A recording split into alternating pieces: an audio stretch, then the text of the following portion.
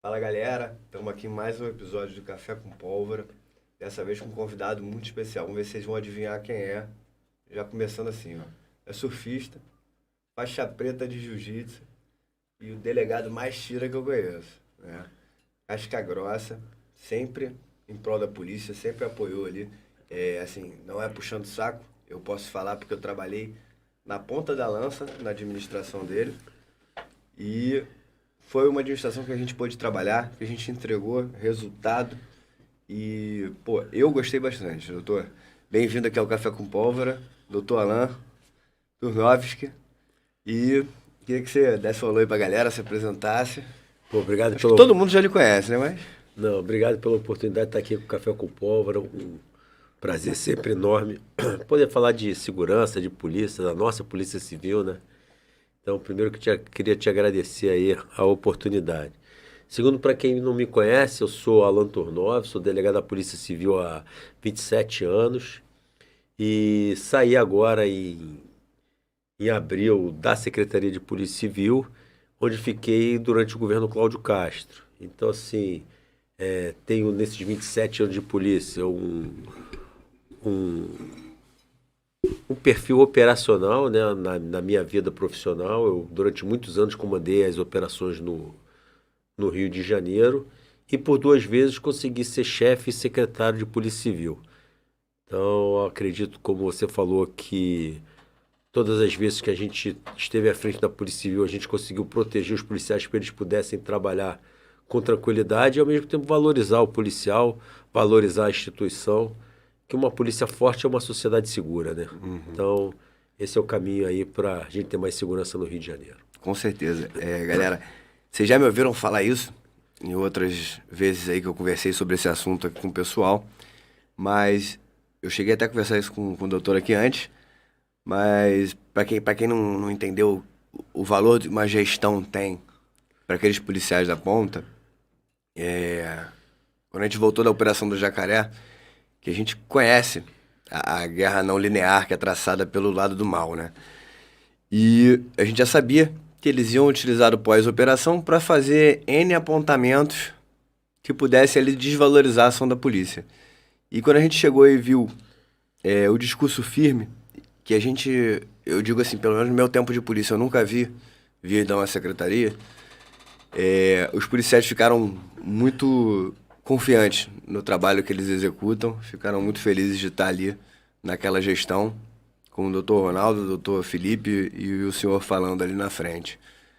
Agradeço em nome dos policiais ali da GPE a confiança no nosso trabalho também, doutor. Obrigado aí por isso.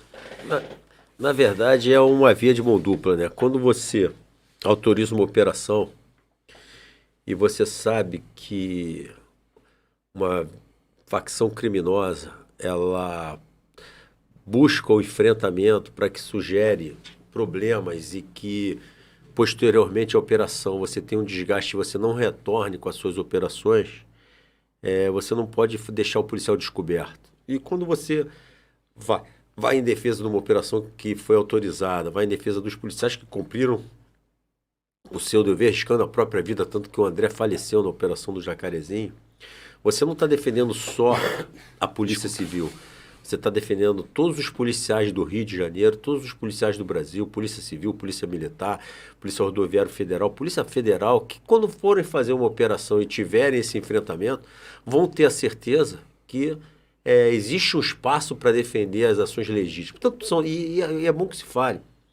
A ação, apesar de ter sido muito criticada, hoje ela está provada que ela foi legítima. Sim, com certeza. Das 27 mortes de traficantes que ocorreram na Operação Jacarezinho, 26 estão arquivadas. E a única morte de traficante, não é de inocente, de traficante, que está sendo discutida, existe um laudo pericial dizendo que os policiais agiram corretamente e que a testemunha que foi utilizada como principal prova para acusar os policiais mentiu. O laudo mostra que ela não teria como ter visto o que ela diz que viu. Então, eu acho que a gente vai arquivar, eu tenho muita fé que a gente vai arquivar as 27 e o Jacaré vai ficar na história como uma operação do bem contra o mal. Com Uma certeza. operação contra a maior facção criminosa e que, mais uma vez, o bem vai vencer o mal. E, assim, então, de parabéns aos policiais.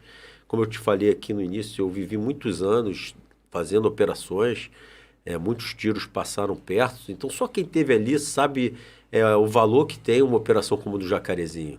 E eu até falo que agora eu poderia me aposentar, porque a nova geração provou que está preparado para assumir Eu vi o isso. lugar da velha guarda, né? Então, aquela operação realmente é uma operação que nos enche de orgulho a forma com que os policiais participaram. E fica um recado muito duro, né? De que não enfrente o Estado. A reação da polícia vai sempre depender da ação deles.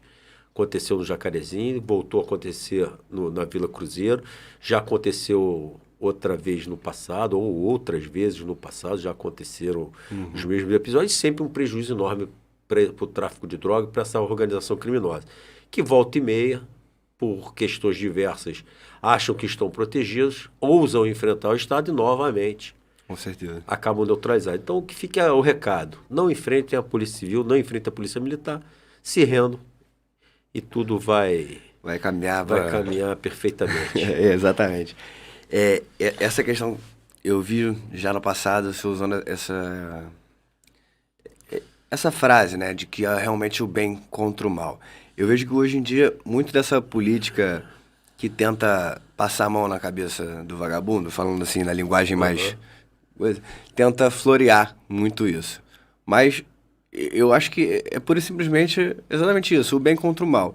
E aí, o senhor veio agora com o discurso do Tolerância Zero.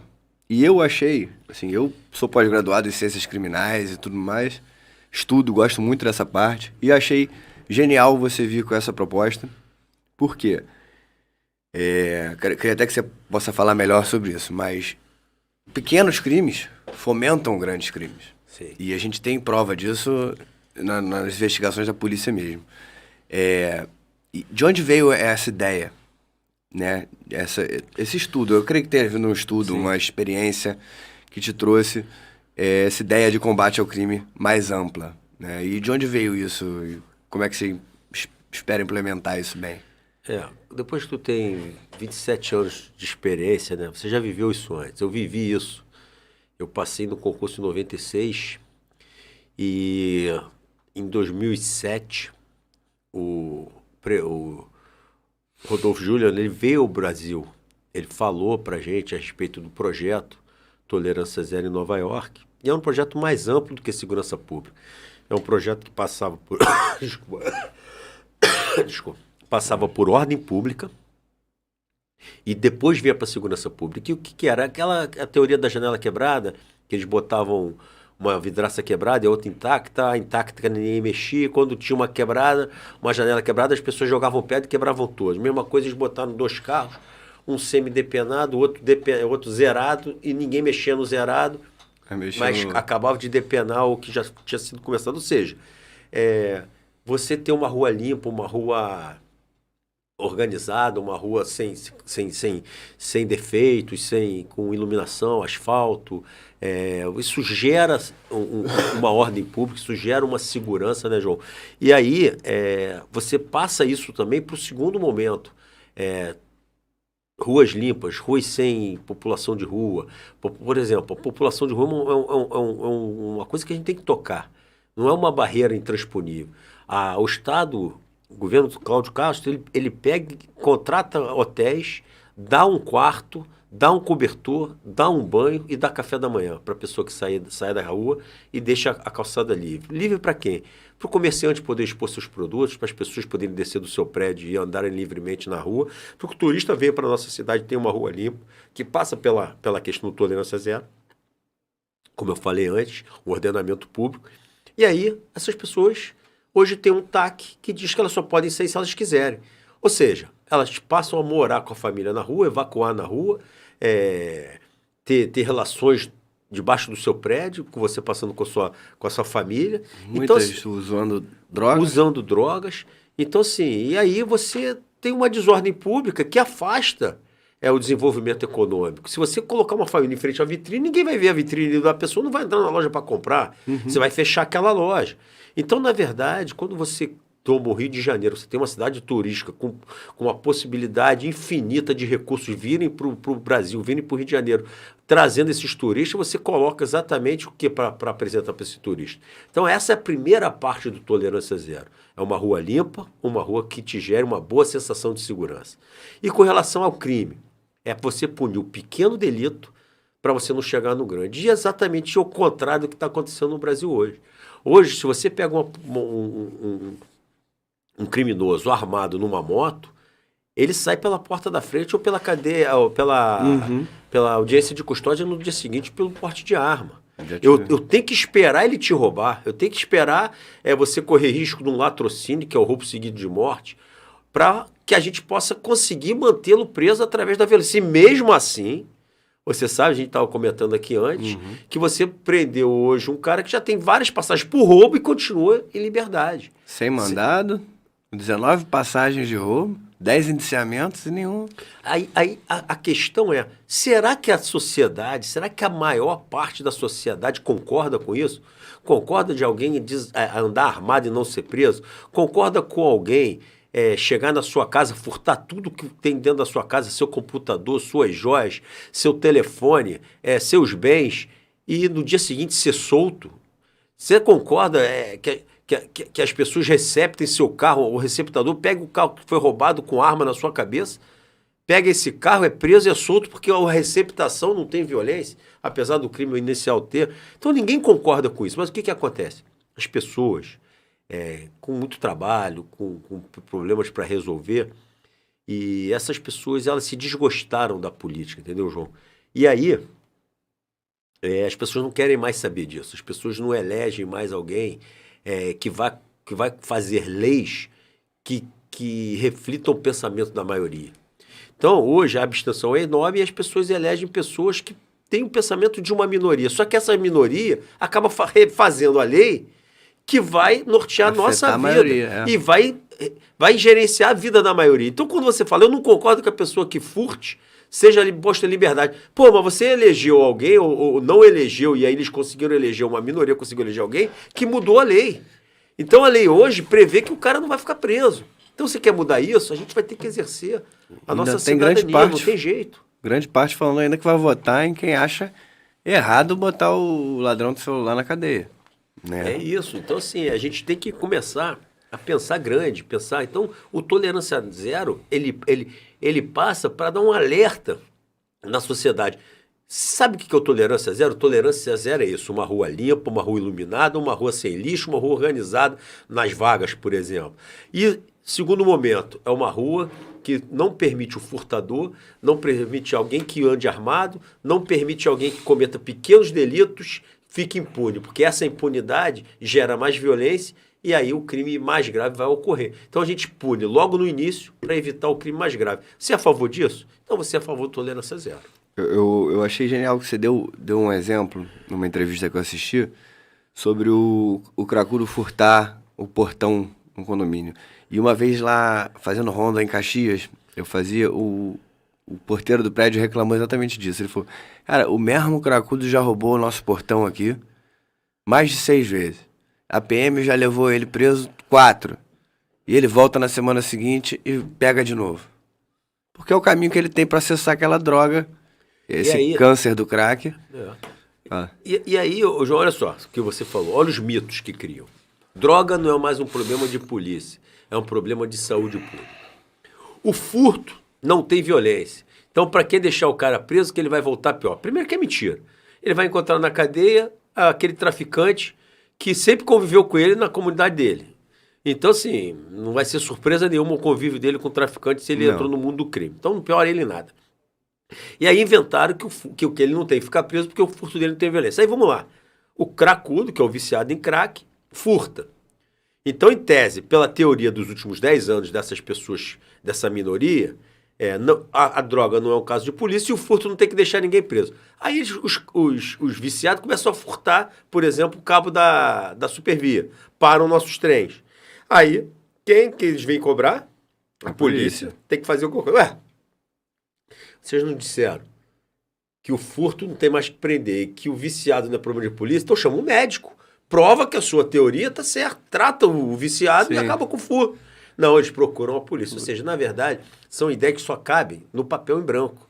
Na prática, quando você está na sua delegacia, você sabe disso, as pessoas chegam lá querendo uma providência. Eu estava na praia, o cara furtou meu celular, o cara furtou meu cordão, você tem que prender ele. Ninguém vai chamar o médico porque ele furtou, porque é um viciado e precisando se manter. Ele quer que o bem que foi furtado dele seja devolvido. Aí você vai lá e tá bom, eu vou lá, e você prende. No dia seguinte, o cara está cometendo um novo furto, e aí a outra vítima está indo lá, e até quando você vai ter essa motivação para continuar aprendendo? Então o futuro é pior do que o presente. Então se a gente não parar agora, daqui a pouco você está desmotivado, você não quer mais prender, o policial não quer mais abordar, e aí é o caos social. Quem está sendo motivado agora é o ladrão. Óbvio, se ele é impunidade, motiva o crime. O que a gente vê na TV hoje em dia são especialistas em segurança pública que nunca fizeram segurança pública, que nunca trabalharam em segurança pública, legisladores que fazem leis de direito penal que nunca trabalharam com segurança pública. João, tem um equívoco, cara. E aí eu até achei que você fosse falar disso, mas você começou e depois acabou mudando. As pessoas hoje fazem um direito penal para proteger o criminoso. Só que essa confusão entre o criminoso e o morador de comunidade, isso é muito grave. Porque, na verdade, você conhece tanto quanto eu as comunidades, 99% da comunidade são pessoas de bem. 10% desses 99% gostam do tráfico porque têm interesses financeiros. Beleza, mas não são criminosos. É o cara do bar, que às vezes tem interesse nos bailes, que vende muito, é o comerciante, mas ele não é criminoso. Tem os familiares do traficante, amigos dos traficantes, que gostam do cara, beleza. 10%, 90% querem esse traficante fora dali. E 99% não são criminosos.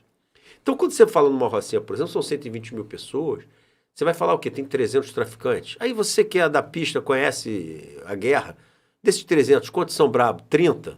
15? Você já viu eles sustentarem isso aí por quanto tempo? Uma hora e final disso, que nem o Jacaré, 27 neutralizados, que nem a Vila Cruzeiro, 23 neutralizados.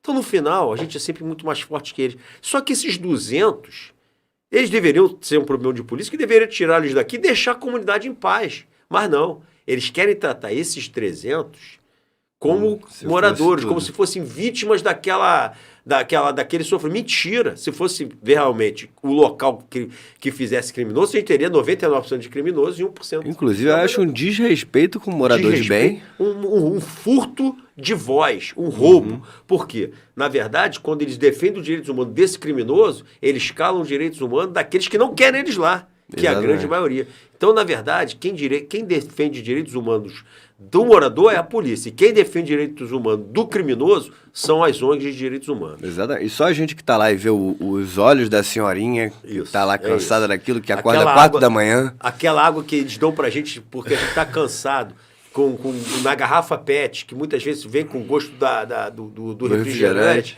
E assim, a gente já teve lá. A gente sabe, agora querem botar uma câmera na gente. Eu vou chegar numa velhinha e falar, pô, você conhece uma rua tal que eu tô procurando aqui, uma casa verde? Eu vou estar filmando a pessoa que vai me dar uma informação, a polícia civil vai usar a câmera. Me explica isso. Como é que uma polícia de investigação usa a câmera? Eu vou buscar uma informação, buscar uma testemunha, buscar um dado e vou estar filmando a pessoa. Então eu não quero falar com essa pessoa, porque eu vou botar essa pessoa em risco. Essa pessoa não vai falar comigo? Nem eu. Ela não quer falar comigo, mas eu vou além. Eu também não quero falar com ela. Ou seja, uma polícia de proximidade passa a ser uma polícia de afastamento para proteção dela do criminoso. Quer dizer, são pessoas que fazem leis que não têm a menor ideia do que é uma operação. Isso que você falou da câmera, doutor. Eu lembro que logo depois de Jacaré, foram entrevistar uma moradora, uma dessas testemunhas que falou absurdos, né? E na hora que a rede de televisão lá foi falar com ela, falou assim, essa é fulana de tal, moradora da rua tal, número tal. Eu falei, porra, pronto, a mulher vai falar o que eles quiserem. Porque a polícia saiu dali. Você sabe que o traficante não. No Jacaré, você sabe disso, você acompanhou as investigações, todas as testemunhas que prestaram depoimento a favor da polícia e contra o traficante tiveram que se mudar, foram para o Nordeste. Todos. Teve uma casa que teve alguns mortos, 5 ou 6 bandidos neutralizados, e as pessoas assistiram tudo que aconteceu, foram prestando depoimento.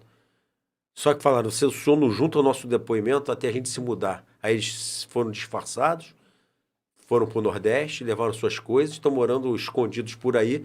E como é que então essas testemunhas que saem do nada, ficam acusando policiais, essas aí podem morar lá com tranquilidade? Quem é que alimenta, quem é que banca essa testemunha que todas caíram indiscretas, dizendo que tinha facada e não tinha facada no corpo?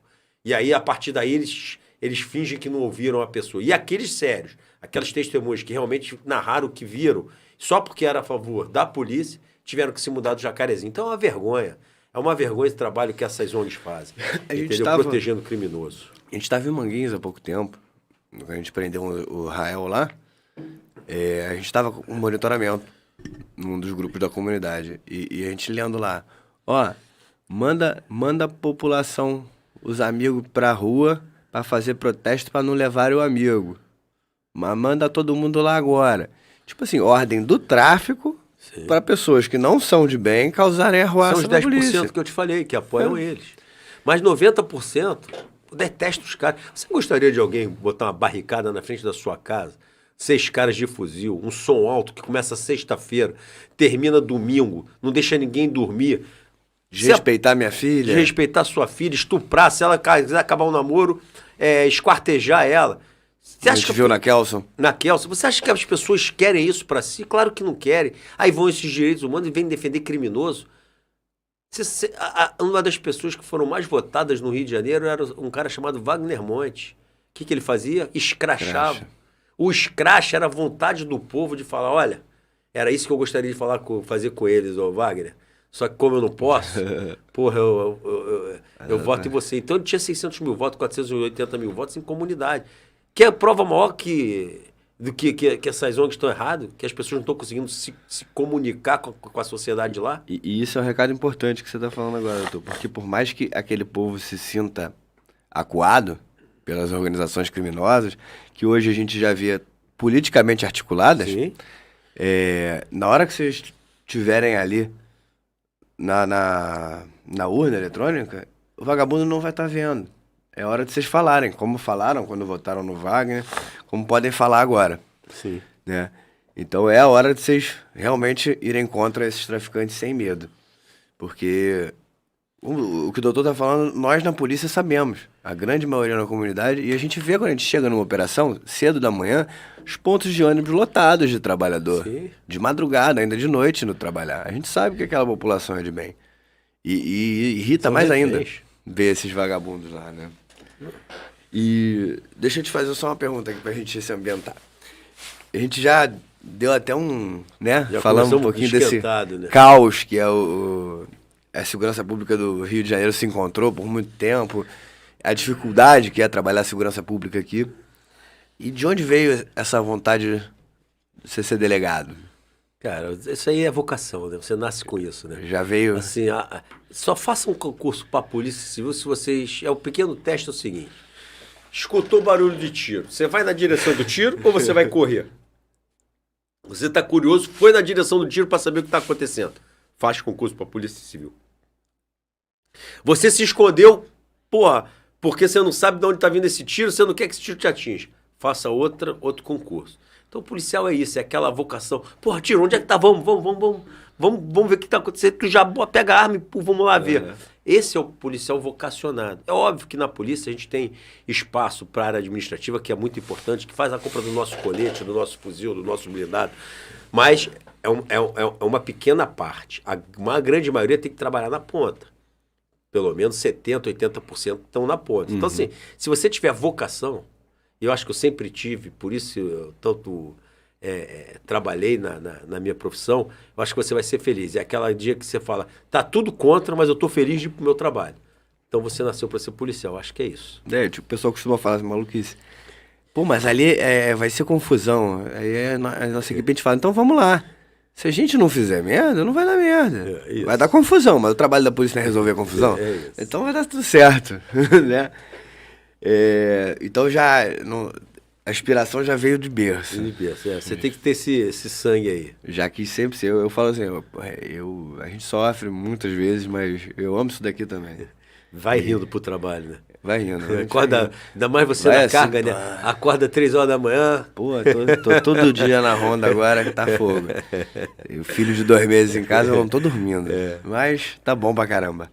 Melhor do que tá em outro lugar, com certeza. E que eu costumava brincar com os amigos, né? Eles ainda me pagam pra isso. Pra fazer isso tudo.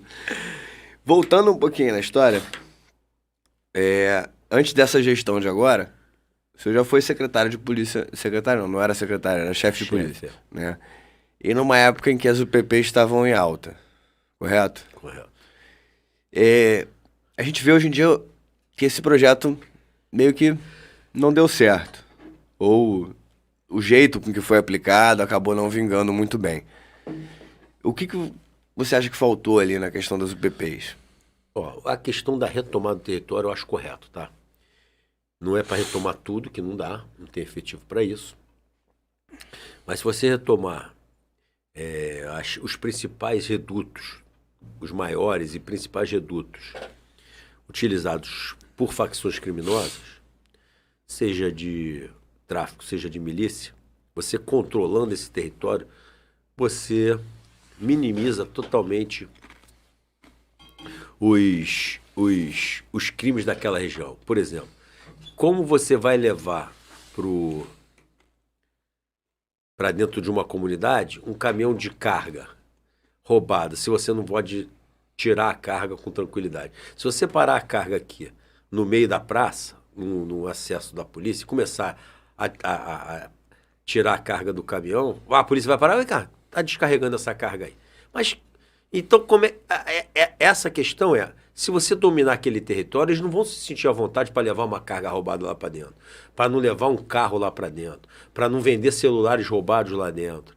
Então, a retomada de território, ela acaba com a causa do problema, que é o controle de território. Sim. Além disso, se você não tem um território para controlar, você não precisa de fuzil.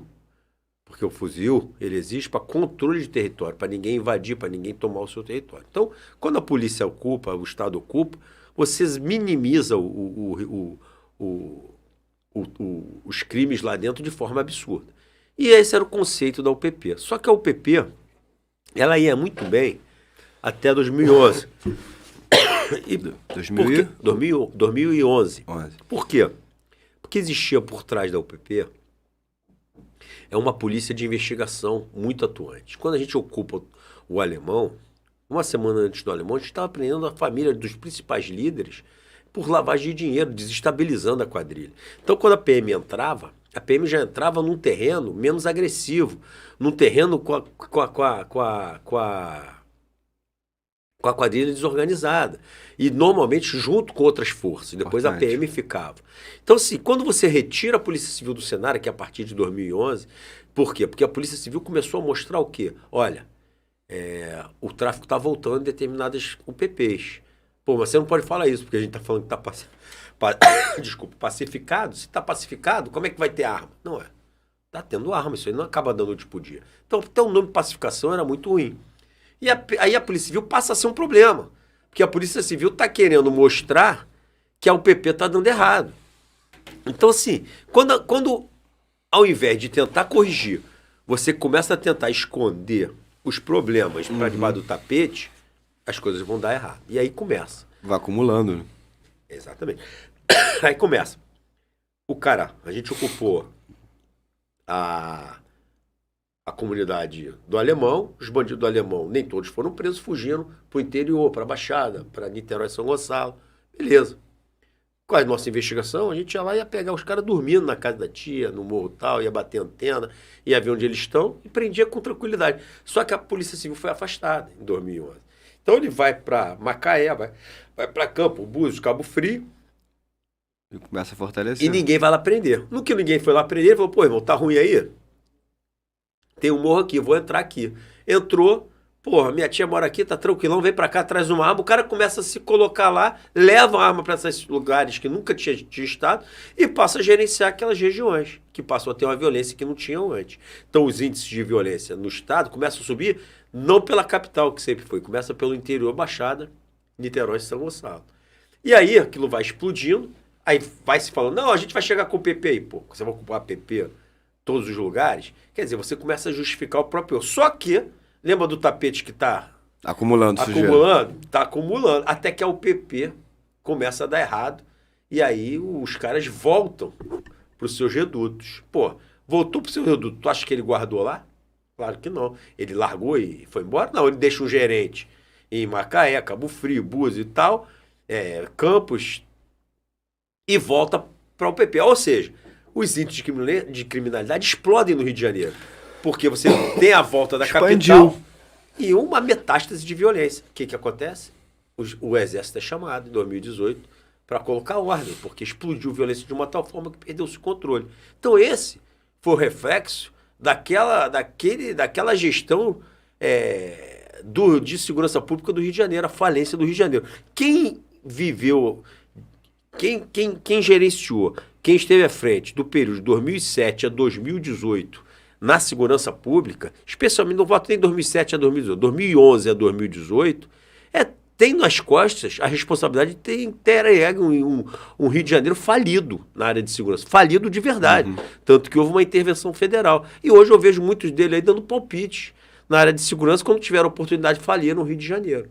Então, assim, a partir daí, a polícia vira secretaria, o Exército deixa uma coisa organizada, compra equipamento, e a gente começa a retornar no Rio de Janeiro os índices de criminalidade de 2011. E hoje a gente tem o segundo menor índice em vários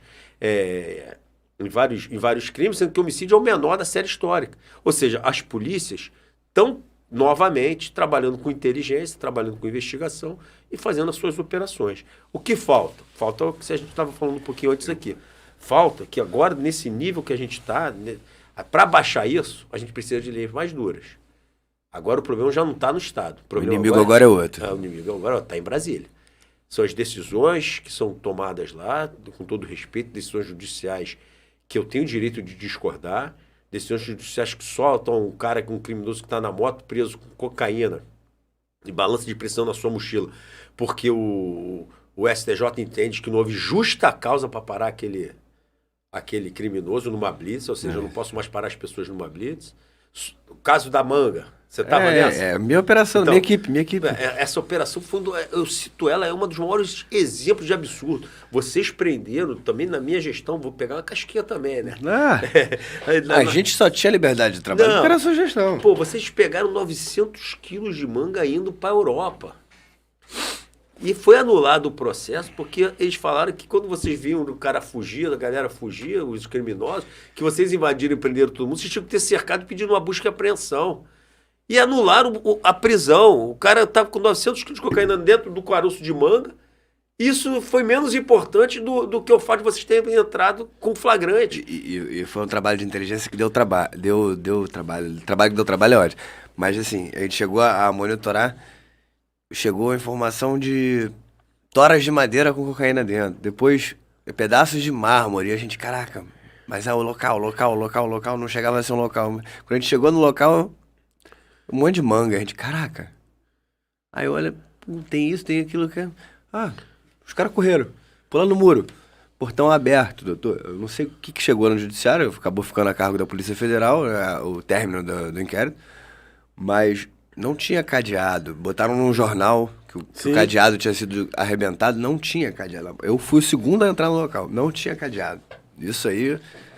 esse jornal inventou. Não tinha, pô. Os meninos correram. Teve tiro na nossa direção, do mato. Assim... E o que foi pra mídia foi outra coisa. Não, anularam. Mais grave, cara. Essa decisão de anular esse processo e liberar os caras que foram presos é de um absurdo, assim. Como é que você se motiva novamente? Você pegou tudo, você chegou ao final da tua investigação como operação, apreendeu a cocaína, provou que a tua investigação era de cocaína, você absolve, você anula tudo. Uhum. Então, assim, onde é que tá a nossa dificuldade? É no Rio ou é em Brasília? É em Brasília, cara. Seja nessas decisões, seja nas leis. É lá que a gente vai ter que brigar. E assim, e com certeza... eu até às vezes tenho medo de falar em certos assuntos para não acabar preso amanhã, né? Por assuntos de tribunais altos. Mas Mas a gente não tá xingando ninguém, na verdade. Eu só tô dizendo que é uma decisão absurda. Não tô entrando no mérito da decisão. A gente teve na CDD Pô. Semana passada. E assim como assustou no Jacaré ano passado, chegar na CDD, que eu já fui várias vezes pela polícia, e ver vários bunkers e seteiras que não existiam há algum tempo atrás, que estão sendo construídos pela tranquilidade que o vagabundo está tendo de andar ali dentro. Com a certeza que a polícia não vai ali. Mas não é o filho dele que vai lá tomar o tiro, né? Não mora aqui, né? Então é mole, né? Agora, aí quando o André mora com um tiro dado numa seteira, quando ele for tirar uma barricada, isso é menos importante do que os 27 criminosos que deram o tiro, né? Então, assim, tá complicado. E só tem um jeito de mudar isso, tá? A maioria deixar de ficar calada e começar a defender aqueles conceitos que você acredita que é o correto. Isso é muito sério. Não pode mais deixar que uma minoria conte uma mentira, e essa mentira vira verdade, e as pessoas passam a acreditar. E aqueles que pensam diferente, são rotulados, são atacados, faz com que a maioria se cale.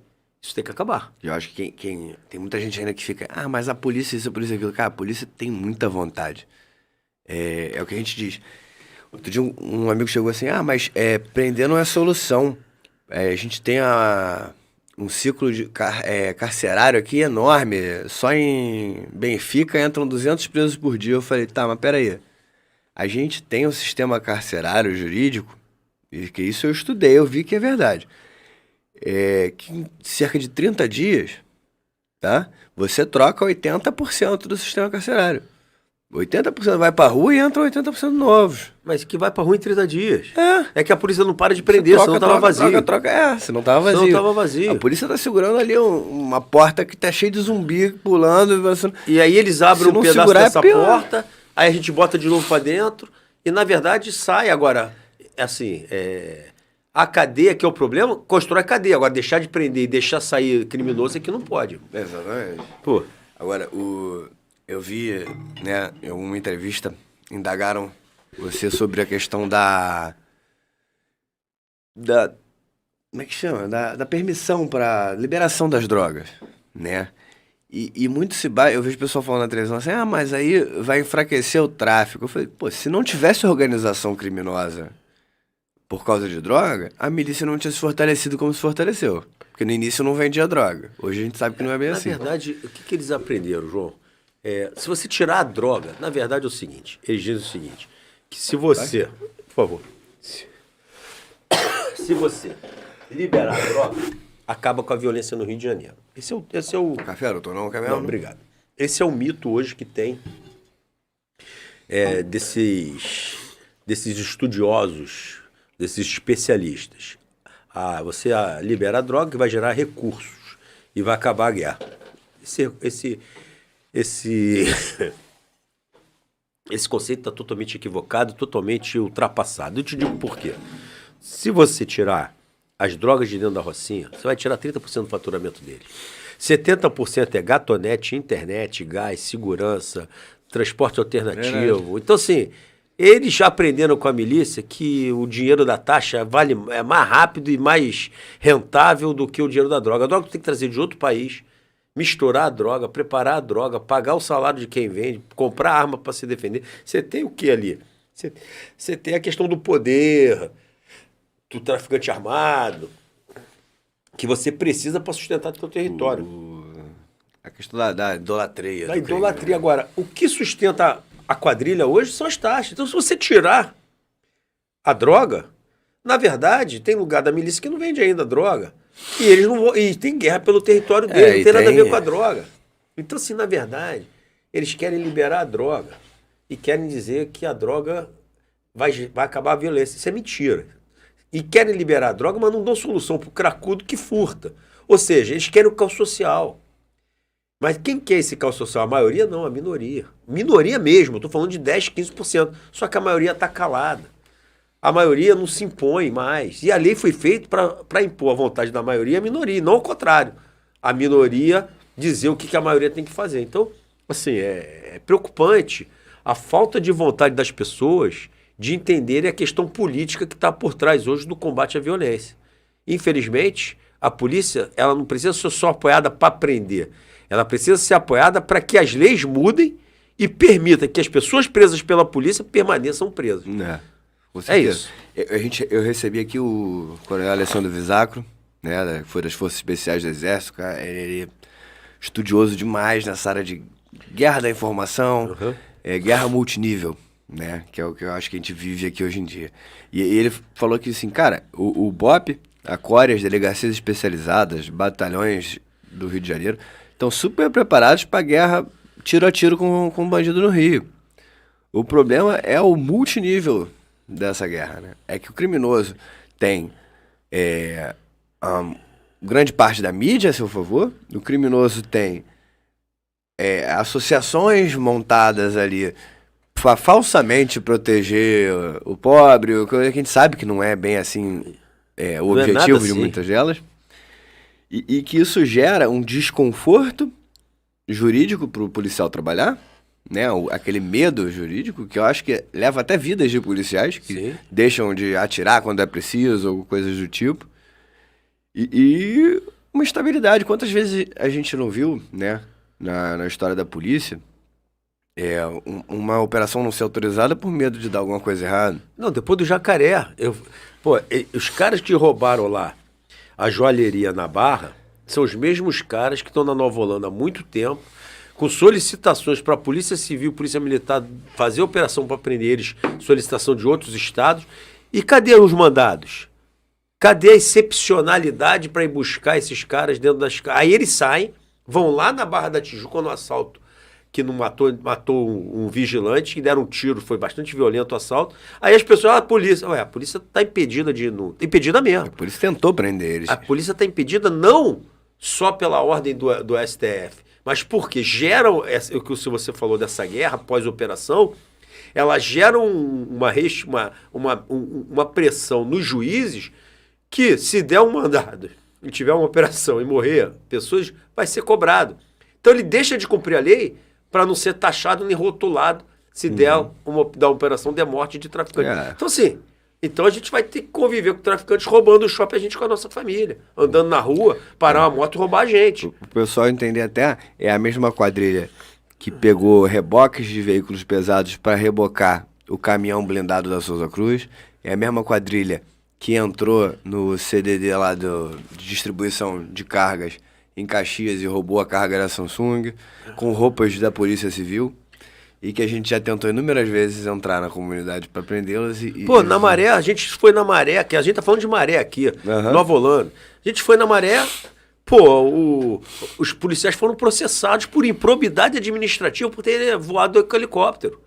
E não matou ninguém, não feriu nenhum inocente, nem traficante foi morto, e mesmo assim os caras foram processados.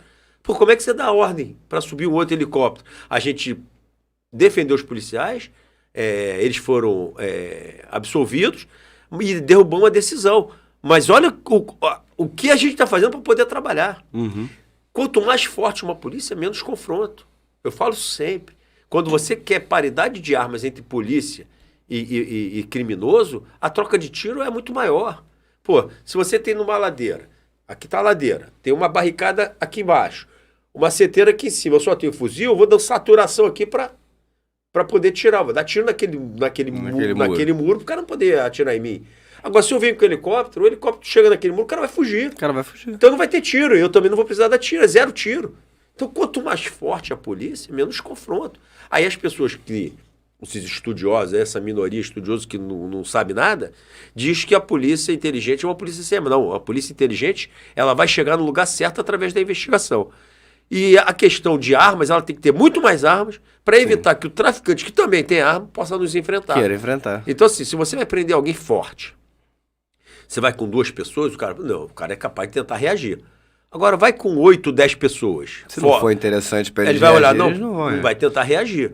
Então é a mesma coisa, a questão de armas. Se eu sou muito mais forte, o cara fala, não tenho condições de enfrentar esses caras. Os caras são muito mais super poderosos, têm muito mais força. E aí eu não vou enfrentar. Então é zero tiro, zero risco para a população. Então quem defende uma polícia sem armas, quem defende que a polícia e o traficante tenham as mesmas condições de arma, defende o tiroteio na comunidade. Não leva direitos humanos. Quem leva direitos humanos é uma polícia forte, com supremacia bélica, que evite o confronto. Aí você está falando de direitos humanos de verdade. E não direitos humanos de página de livro em branco. Se a polícia entra com a superioridade numérica, superioridade de equipamentos, supremacia, né, bélica, Sim, a gente só seria enfrentado por suicida. sim, é isso. E aí, nessa questão do helicóptero, a gente viu inúmeras decisões, pedidos de partidos, inclusive, tentando proibir que o helicóptero voasse. Que é como plataforma de tiro. Pô, não é questão. Eu vou voar com o helicóptero, não posso dar tiro num criminoso que quer me atingir? Não posso em legítima defesa? Ele ficar só olhando. Eu tenho que ficar olhando, desviando. É loucura, cara. É desproteger a Aí sociedade. outro dia passou um helicóptero que não era da polícia, tomou tiro na favela. Aí reclama. Polícia, socorro. Isso é o direito penal da tragédia, né? É. A polícia civil não pode trabalhar. Porém, se derrubar o helicóptero, eu posso ir. Se esquartejar uma menina, eu posso ir. Se matarem 3 crianças, eu posso ir. Se matarem o bebê na maré, eu posso ir. Ou seja, eu fico esperando uma tragédia para tirar a pressão da cabeça daqueles que podem autorizar a operação, e aí todo mundo topa a operação. Se tiver uma pressão, eles ficam com medo dessa minoria barulhenta de atacar na pessoa física. Sim. E aí você prefere não ter essa confusão. Você não tem essa confusão, você está botando a população em risco, a sua família em risco. Porque agora já está muito perto dela. Eles foram no shopping lá na Barra. Será que você não estava almoçando lá no... Será que no alguns dos juízes que negaram... Dom Juan? É. Será que a sua família não estava lá? Então, quando você começa a ver que está chegando perto, é porque você está deixando de fazer o seu trabalho, deixando de autorizar operações legítimas de quem quer lhe proteger. Isso vai chegar até você, certo? Pô, a fronteira é uma só, né? É isso. Do bem contra o mal. Doutor, vamos lá. Audiência de custódia. Tá? Outro dia, a gente estava... Tem outro tipo de audiência, e eu ouvi uma defensora pública explicando para a mãe do preso que se tratava de audiência de custódia. Eu fiquei assim, cara, juridicamente a gente sabe o que é, mas que explicação bosta, desculpa o palavreado. A gente só quer saber, a gente não quer saber se ele tava com fuzil, com granada, com o que é que seja. A gente só quer saber se a polícia bateu nele, se a polícia forçou ele a falar alguma coisa, que aí ele vai ser liberado. Eu falei, cara, então não importa juridicamente mais nada ali. Se ele falar, porque a gente sabe que, falar qualquer um fala, né? Que o policial bateu nele, toda e qualquer coisa ali pode ser desconsiderada, dependendo da decisão. Eu queria saber a sua opinião sobre a questão das audiências de custódia e tudo mais. Eu acho que as audiências de custódia, todo esse conceito que foi criado até chegar da audiência de custódia é o conceito de que o criminoso é vítima. Na verdade, o criminoso não é vítima. O criminoso, ele é o autor da violência contra a sociedade. Uhum. E ele não é vítima também da sociedade. Ele é criminoso porque ele escolheu ser criminoso. Volto a repetir. Na comunidade, 99% são pessoas de bem. Ou seja, aquele 1% não é fruto dos problemas sociais e econômicos da comunidade. Senão seria inverso. Senão seria a maioria. Então ele é criminoso porque ele é criminoso. E se ele usa uma arma, ele é um criminoso perigoso. Então, a partir daí, quando você cria o conceito de que aquele criminoso perigoso é uma vítima da sociedade, tudo é construído para proteger aquela vítima e desproteger a sociedade de bem. Então, uma audiência de custódia, que todo mundo hoje é solto, você pega um traficante que não está usando uma arma, o cara é solto, mesmo com pena de 5 a 15 anos, porque em tese não pode ser condenado a mais de 2 anos, e aí já que 2 anos então já não vai ficar preso, então já solta logo. Então você gera uma impunidade na sociedade. Então, com todo respeito, as pessoas têm que ficar presas. Cometeu crime, eles têm que ficar presos, mesmo que seja um crime sem violência. Porque é a única forma de você impedir a impunidade. Desde que o mundo é mundo, as pessoas só deixam de cometer crime se souberem que vão ficar presas. Então, quando você termina com isso, e você cria audiências para verificar a legalidade da prisão e trata esses criminosos como se fossem coitadinhos, é óbvio que se houve tortura, alguma coisa, a gente tem que punir o policial, que ninguém está defendendo isso. Agora, numa operação, numa troca de tiro, às vezes numa situação de alto risco para o policial, É ele depois, no dia seguinte, ter que ficar ouvindo que aquele cara que tentou tirar ele da família dele, tentou que ele tá ali protegendo a sociedade, tá falando dele, ele responde a um processo sem menor prova, e muitas vezes esse cara é solto naquela audiência, e o policial passa a responder um processo. Então, na hora de parar e pensar, é isso mesmo? É isso mesmo? E o policial ainda tem que andar menos armado, não pode ter um apoio do helicóptero, não pode ter um apoio do blindado, é caveirão, é plataforma de tiro que tem que ser impedido. É isso que a maioria quer? Ou será que é uma minoria que está ditando as regras? Essa é a pergunta hoje. Será que a maioria concorda com o que está acontecendo? Se não concorda, tem que calar essa minoria e impor a vontade da maioria. Não dá mais para só ficar reclamando e deixar uma minoria gerenciar a nossa vida. Eu acho que como você falou, isso vai crescer, vai bater a porta. Já bateu, né? Agora, você quer depois pedir socorro para a polícia e tu encontrar aquele policial desmotivado que não quer trabalhar porque viu que vai prender o cara hoje, amanhã ele tá na rua. A gente prendeu, inclusive teve isso, mês passado a gente prendeu um radinho, faltavam 2 meses para ele fazer 18 anos. Semana seguinte, mesmo local, o moleque com o radinho de novo, tá agarrado preso de novo. Ah, pô, não deu pra esperar ele fazer 18? Não deu, ele tava ali. Já deve estar na rua de novo. Mas é o que eu tô falando, assim. Será que isso é educar será que a cadeia não ressocializa? Eu acho que ressocializa. Deixa ele um tempo preso lá, não vai voltar pior, não. Ele tá acostumado com o traficante na área dele, desde que ele nasceu. E se ele escolheu ser criminoso, ele conhece muito bem aquele traficante. Então pode ter certeza que não vai ter sofrido nenhuma covardia na cadeia, até porque desculpa, a cadeia por facção. Então esse papo não cola. E se o problema é a cadeia, dá cadeia pros caras, constrói cadeia, constrói presídio, bota por furtador, que não tem violência, todo mundo junto. O viciado, bota uma clínica lá dentro, trata dele, dá solução na cadeia e não deixar de prender. Isso aí é um absurdo e a impunidade gera violência. As proibições geram fortalecimento do crime. E o futuro é o cara invadir um shopping, o cara roubar seu carro, o cara te matar porque você reagiu, porque você se assustou. E aí, cada vez mais a sociedade está assustada, achando que não tem jeito, quando na verdade tem jeito. Será que precisa esperar o caos para se tocar? E tem jeito, né, João? Por quê? É só fortalecer o lado do bem, fortalecer a polícia, colocar leis duras que o criminoso fique em cana. Não vale a pena.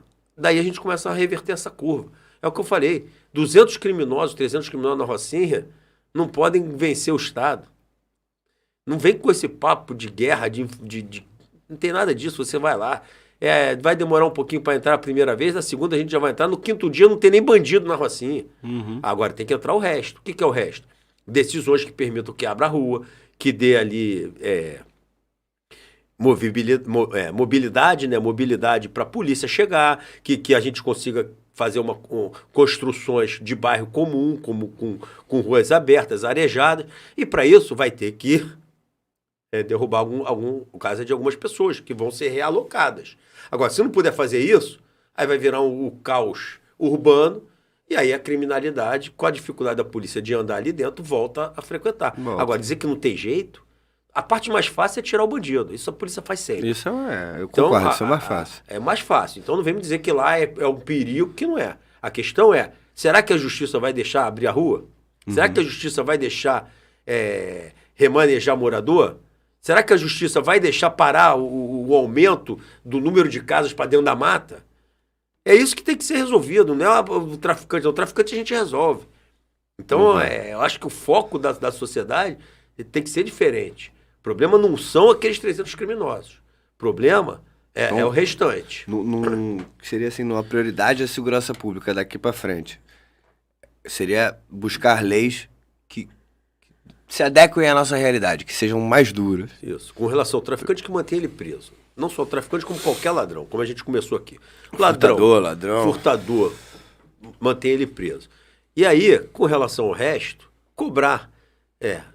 Começa um governo, você quer abrir uma rua, você não consegue. 2, 3 anos se arrasta, acaba o governo do cara, o cara não conseguiu abrir a rua na Rocinha. E aí o problema é a polícia com o traficante, o problema é que a justiça não permitiu lá, o defensor, a determinada vara que tem uma juíza que não acredita, que não permite aquilo ali. Então assim, ficam duas pessoas param a pacificação de um território. a retomada de um território. Essa que é a verdade. Exatamente. O problema não é a polícia nem o traficante. As forças policiais aqui no Rio de Janeiro hoje entram em qualquer comunidade que precisar. O Jacarezinho era dos caras, não sei o que os caras dominavam, tá lá.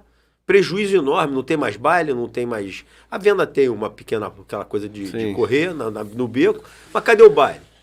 Cadê o... Não tem mais, cara.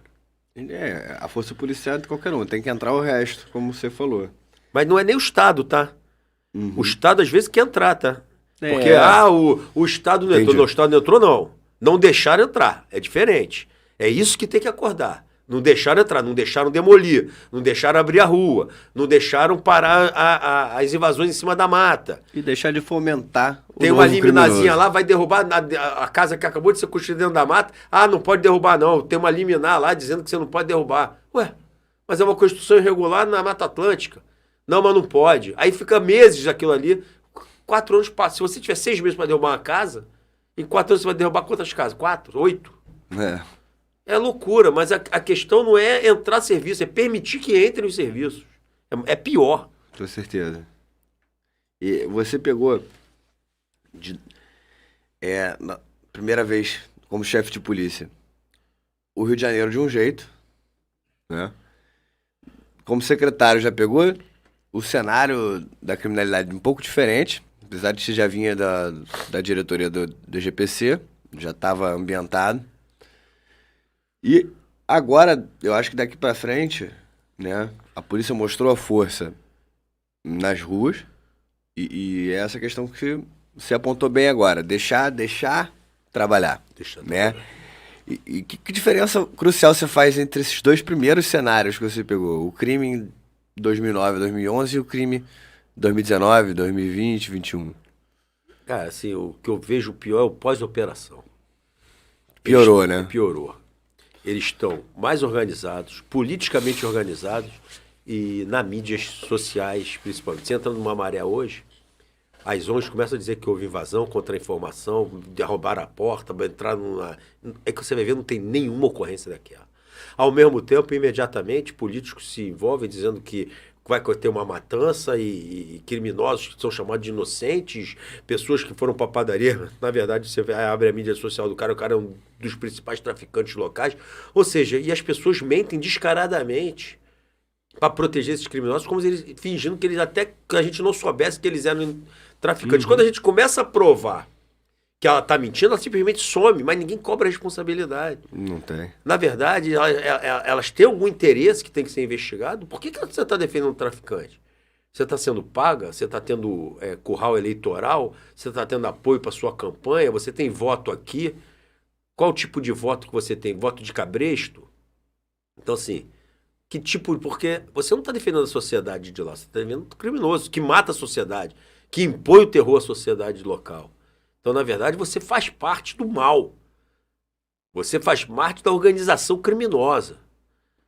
Se você defende criminoso, você faz parte da organização criminosa. Pode aproveitar esse pacote de leis, tolerância zero, para responsabilizar também. Sim, eu acho o seguinte, que quando você acusa alguém sem provas e fica provado que o fato não houve, ou que você não participou, isso deveria gerar uma responsabilização, porque é muito grave. Um policial ser acusado de um fato que ele nem estava, ou que ele nem participou.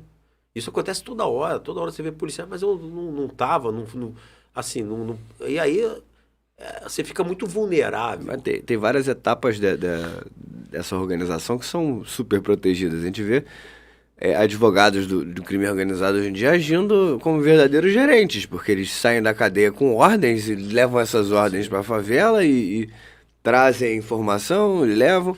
Estão agindo realmente como parte da organização criminosa, não como advogados, né? Na verdade, é a única forma que eles têm de comunicação, e esse advogado se submete a isso, que aceita isso por um salário, óbvio, é óbvio que ele está participando da organização criminosa.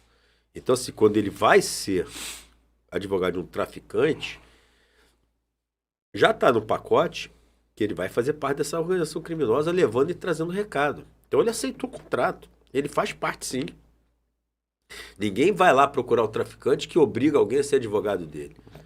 É um contrato assinado com duas pessoas com vontade própria. Então, assim, isso é uma coisa que tem que ser levada em consideração. Mas eu acho que, assim, a gente tá no Rio de Janeiro, querendo ou não, a gente fez as nossas operações, a gente prendeu muito, a gente baixou os índices de criminalidade, mas agora a gente tem que mostrar essa maioria que ela tem que acordar, que ela tem que buscar apoiar as polícias de bem, as polícias que investigam, as polícias que têm dado de inteligência, fazem uma investigação, pedem um mandado e vão lá buscar. Não estou defendendo aqui qualquer tipo de excesso, mas essa polícia correta, ela precisa ter apoio da maioria. E a 99% das nossas operações não tem problema. O problema está quando a gente vai no lugar certo. Quando a inteligência e a investigação nos levam aos lugares certos, e aí lá onde a gente vai aprender o chefe, quando a gente vai aprender as armas deles, as drogas deles, pegar as casas deles, aí começa a dar problema, porque na ação você pode ter um confronto. E aí eles acham que não pode ter. Então, assim, a maioria apoia a gente. Foi assim quando a gente tomou o Alemão em 2011, você falou da primeira fase. Foi assim no Jacarezinho, agora a gente teve um apoio absurdo da população da nossa operação, ainda mais agora que a gente arquivou praticamente 100%. Então, assim, tá na hora de acordar e começar a debater, começar a falar, não, você pensa, mas eu penso diferente sim, eu tenho o direito de pensar diferente e eu penso assim. Se você pensa diferente, você me respeita, eu te respeito e deixa as pessoas decidirem. O que não pode é me calar. Exatamente. Aí já é demais. Eu acho que ano passado a gente teve, assim, um termômetro muito legal lá na Cargas, que a gente fez várias ações que interceptaram o roubo em andamento, né? Prenderam ou até levaram a óbito alguns vagabundos que entraram em confronto com a gente. E por ser, né, roubos em andamento, estavam fora da comunidade. Então aquela população que estava naquele local ali podia falar. Sim. Coisa que às vezes o morador não pode. E inúmeras vezes a gente foi aplaudido, vinha a senhora com bandeja de salgadinho enquanto a gente esperava a perícia entregar comida pra gente. As pessoas, às vezes, morto no chão, a pessoa trazendo a criança pra ver a polícia. Olha, gente, polícia! E a gente falou, não senhora, tem um morto aqui, leva essa criança embora. Mas o pessoal feliz em ver a polícia ali, né? A maioria apoia a polícia. O problema é que a maioria tá calada, cara. E aí estão roubando a voz da maioria. Uma minoria articulada, envolvida, do lado do mal. Então, assim, o lado bem tem que acordar. A maioria tem que acordar. E a maioria, para acordar, ela tem que se fazer representar politicamente. Entendeu, João? Tem que votar nas pessoas que comungam, que têm a mesma opinião que você. Não adianta se abster, senão você vai ser dirigido por uma minoria. Isso é muito importante. Que as pessoas acordem, que as pessoas lutem pelos seus direitos. A gente tem tanta coisa para fazer na nossa vida de policial que muitas vezes a gente também não tem tempo para pensar politicamente. Se eu te perguntar quem que você votou da última eleição, de repente tu nem lembra. Assim, a maioria das pessoas que você perguntar, por quê? Porque normalmente é alguém que pede para você, tu não tem que votar, então vota no candidato. Então você nem sabe o que aquele candidato fez, você não acompanhou. Então é importante que a gente tenha hoje, sem sombra de dúvida, onde é feita a lei que é em Brasília, onde são dadas as decisões tão difíceis para a polícia superar que é em Brasília, representantes que discutam segurança pública profundamente. O que a gente está fazendo aqui é mostrar para o público o que acontece na prática policial. Isso tem que ser levado para Brasília, não tem jeito, cara. A gente tem que ganhar lá. Aqui a gente já ganhou. Que eu nunca perdi para vagabundo, nem você. Você vai contar 10 histórias, eu vou contar minhas 10 histórias, a gente vai sair daqui, graças a Deus, tranquilo. Agora, quando a gente começar a falar o que fizeram com as nossas histórias, você vai ver a surra que a gente está tomando. A manga é uma das... Eu, secretário, me sinto envergonhado do policial, falo, secretário, soltaram todo mundo, e aí? E aí? O que você pode fazer no Estado? Nada. A discussão está em Brasília. A gente estava com o processo pronto para pedir uma bravura. Não, mas pode pedir. Aí na hora que rolou isso, a gente já até putz. Não, pode pedir, pode pedir. E a gente, assim, esse papo até tira motivação. Eu não sou muito de ficar, né, falando quem eu vou votar e tudo mais, mas, assim, eu já digo assim, Brasil acima de tudo e tolerância zero. Isso aí eu tô nas duas frases, entendeu? Não vou falar nomes, mas quem já entenderam, né? Brasil acima de tudo e tolerância zero. A gente tá junto aí nessa. É, eu acho que, já que falou em candidatura, né? Eu queria assim. a- o inimigo mudou, né? Digamos assim. Hoje, secretário, delegado, indo pra Brasília. Qual o pior desafio você acha que enfrentaria ali, naquele cenário novo?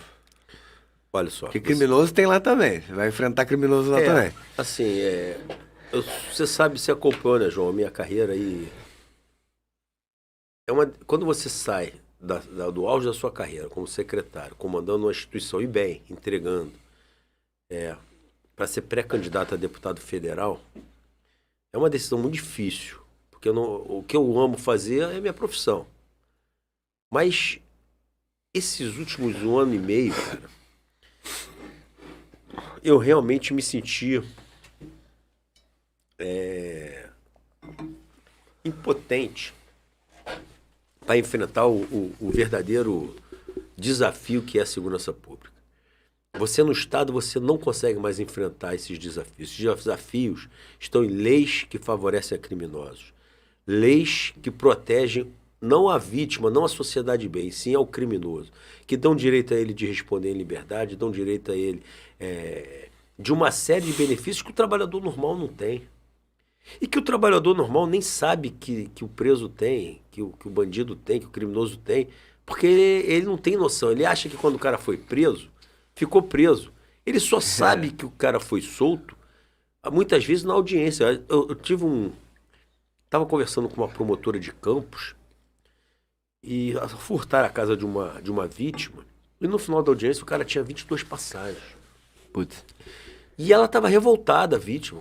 Ele furtou tudo na minha casa, ele não pode, esse garoto, esse cara, esse criminoso, não pode sair dessa audiência livre. Isso é um absurdo. E aí tiveram que acalmar a vítima, levar para uma sala, dar água e explicar que era a lei. Então, quando isso ocorre, como é que você se sente? O que você pode falar para uma vítima dessa? Você vai falar que, olha, eu fiz a minha parte e ele vai ficar solto mesmo? Ou você vai dar mais um passo e vai falar assim, não, eu vou brigar por isso, eu vou mudar isso. Mas as pessoas têm que entender o que você está indo fazer lá. Por que hoje sair pré-candidato? Porque eu não gosto de perder, cara. A gente está perdendo. E eu tenho, na minha carreira, eu me considero, cheguei 2 vezes ao ápice da minha carreira, fiz muitas operações. Eu acho que eu tive uma carreira vitoriosa, assim, que eu me orgulho. Mas só que, o que você falou, meu policial tá dizendo para mim que prendeu os caras com a manga com 900 quilos e não tá podendo pedir bravura porque a prisão foi considerada ilegal. Será que isso tá certo, cara? Será que é isso mesmo? Eu falo, irmão, então como é que eu vou te motivar para fazer isso novamente? Então eu falo, não, vou comprar esse barulho, irmão. Eu vou me candidatar à pré-candidatura, se for homologado, eu vou para lá. E se eu ganhar, eu vou para lá, porque você não tá sozinho, não. Eu vou para lá dizer isso, irmão. Eu vou mostrar para os caras o que eles construíram, para a gente desconstruir e fazer novamente uma lei dura para criminoso. Não tem jeito.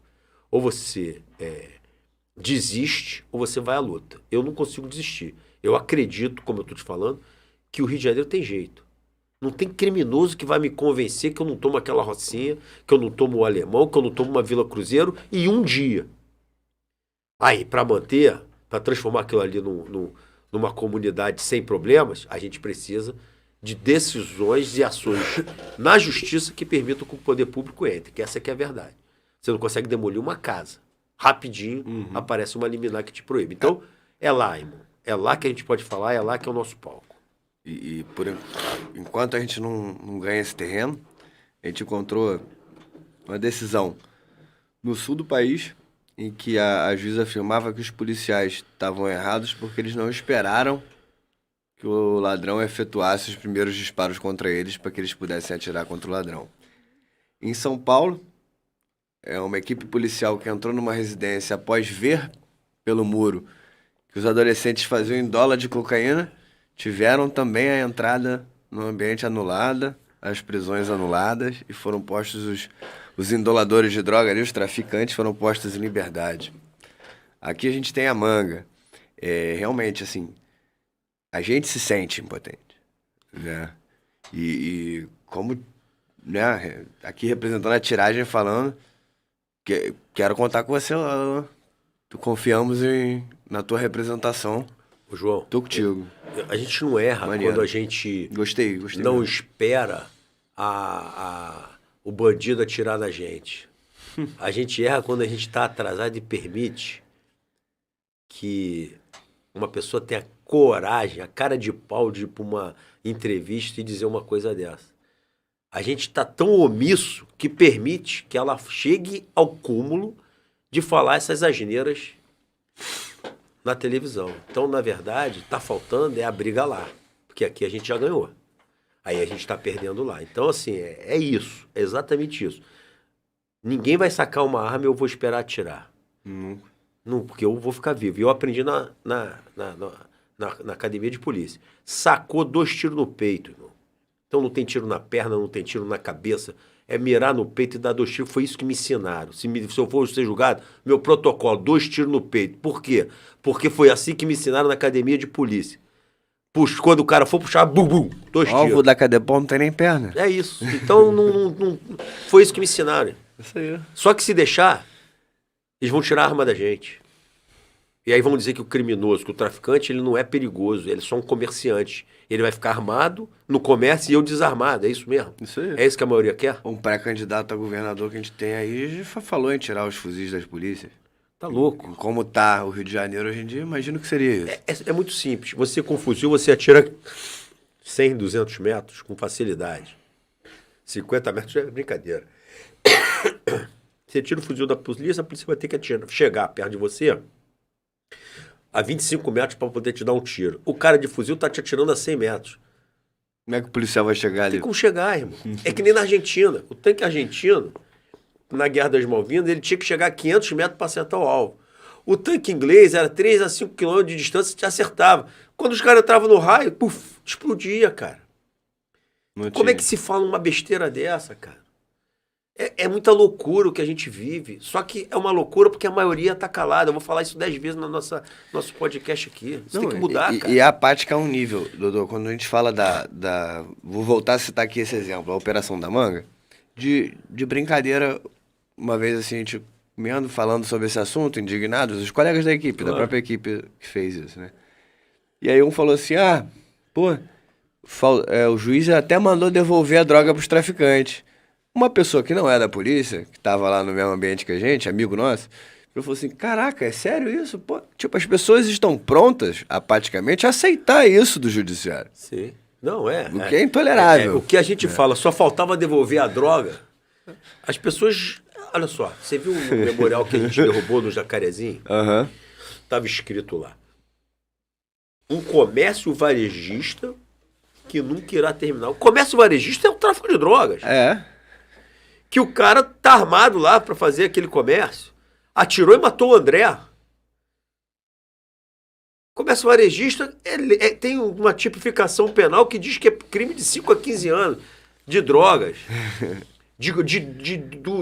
Do crack que os caras vendem, que te furta todo dia, que você não conseguiu resolver, foi chamar a polícia. Exatamente. Ué, essas peças não batem. Então foi muito bem derrubado. Falando nesse assunto, eu tinha até esquecido, mas você voltou no assunto. O André conviveu muito com a gente. Uhum. Foi uma grande perda para todos os amigos ali do nosso concurso, principalmente.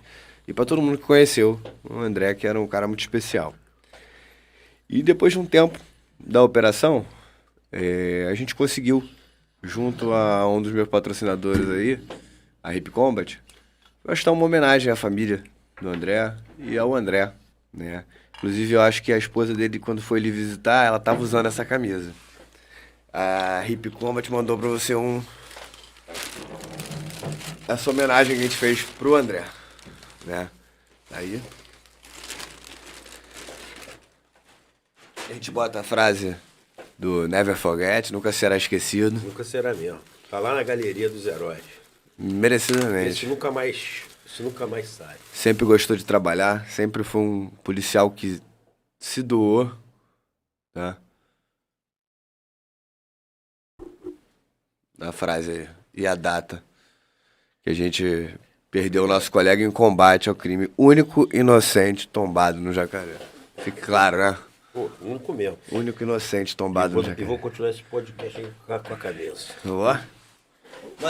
Mandaram uma outra que essa aqui é normalzinha pra você treinar, fazer sua corridinha, tudo mais. Aqui, em homenagem ao André. Aí, ó. Aqui, galera. Isso aí é a representação de que a polícia vai sempre prevalecer sobre o crime. Né? Como é que é? Você estava gravando lá a resposta pro pessoal do Tolerância? A frase. E a tolerância é zero. É isso que você quer e eu também quero, né? Tolerância é zero. É isso. Doutor, a gente teve, né, início do podcast, tive alguns convidados aqui e acabei tendo que tecer, né, falando sobre alguns assuntos de outros estados. E tivemos, né, alguns defensores do delegado lá de São Paulo, do delegado da Cunha, que citaram, criticaram a polícia do Rio de acordo com um dizer dele, né? Que o tráfico no Rio de Janeiro tinha começado a usar fuzil para se proteger de uma polícia violenta e que não tinha escrúpulos. Só que a gente pega o início do tráfico aqui com fuzis, a polícia ainda usava 38. Quem falou isso? O delegado da Cunha, lá em São Paulo. Não, isso é ignorância, cara. A gente usava 38 aqui. Não dá pra discutir com ignorância. Não é que ele... Coitado.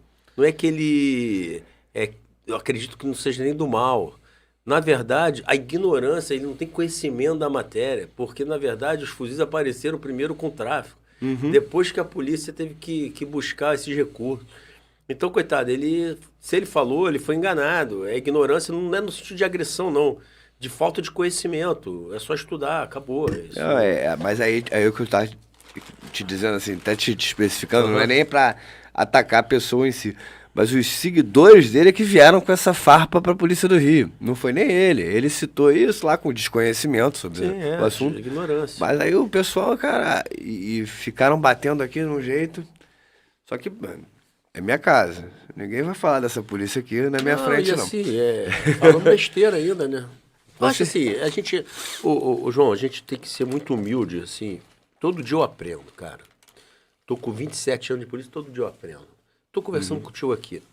Você tá falando, eu tô absorvendo, irmão. Se tu falou uma coisa boa, já entrou no meu discurso, já vou fazer. Então, assim, quando a pessoa fala uma besteira, ela tem que ter humildade também de reconhecer, olha, falei, estava errado, acabou, segue o jogo, faz parte de você ter que falar sempre. Isso aqui é quase um... Na verdade, o que acontece? A mídia social hoje, ela escraviza. Você que tem aí muitos seguidores, vive disso aí, você não pode ter um final de semana que você não poste nada. Você é obrigado a postar. Eu sou altamente criticado por isso. Eu falei, pô, não tenho nada pra falar agora, eu vou falar o quê? É isso. Ah, mas você vai perder engajamento. Eu falei, foda-se. Então assim, senão você vai virar um escravo. Você não consegue tirar um final de semana. Então assim, tem que ter um limite nisso. Eu acho assim, que a gente tem que ter conteúdo, entendeu? E quando não tiver conteúdo, é melhor ficar calado, realmente, para não...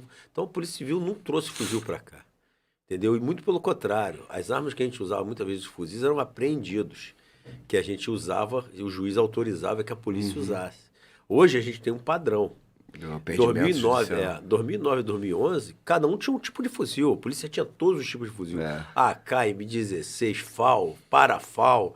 Era o que tinha, que era apreendido de quem? Dos traficantes. Então é o inverso. A gente aprendia a arma deles para poder usar contra eles. Essa foi uma pergunta que veio dos colegas bastante, quando eu falei que você vinha aqui. Quando é que chegou o SIG? Tem noção? Cara, foi comprado na sua gestão. Foi comprado, eu paguei. Já tava pago, tava vindo. Sempre tem alguns recursos, de quem perdeu e às vezes atrasa porque... Eu tava no processo da Glock, foi trabalhoso. Mas eu acho que assim, o mais importante é que os equipamentos que foram comprados são super testados, super seguros, e o policial vai ter um equipamento de ponta, onde ele vai ter a possibilidade, com treinamento, de não errar. Porque eu sempre falo, eu estava conversando, né, com o pessoal da Cordas, especializados, com o Felipe, com o Fabrício, falo, irmão, vocês têm que botar na cabeça de vocês que hoje em dia, com pós-operação, quando vocês estiverem dando um treinamento na academia, um treinamento, ou então no briefing, antes da galera sair para a operação, aquele último momento, fala, galera, tá tudo certo, cada um tem seus objetivos, mas tão importante quando prender o seu objetivo é não errar. Uhum.